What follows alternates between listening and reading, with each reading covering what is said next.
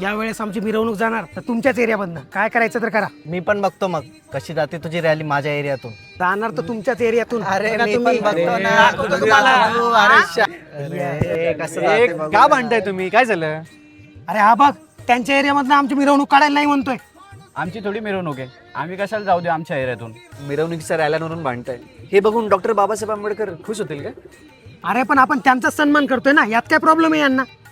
अरे बाबासाहेबांची इच्छा होती की आपण त्यांनी दिलेल्या रस्त्यावरती चालावं.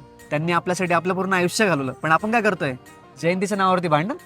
तुझं ते बरोबर आहे, पण डॉक्टर बाबासाहेब आंबेडकरांनी आमच्यासाठी काय केलंय? तुमच्यासाठी काय केलंय? हिंदू कोड बिल ऍक्ट, संपत्तीचा अधिकार, वोटिंगचा अधिकार, शिक्षणाचा अधिकार कोणी दिलाय?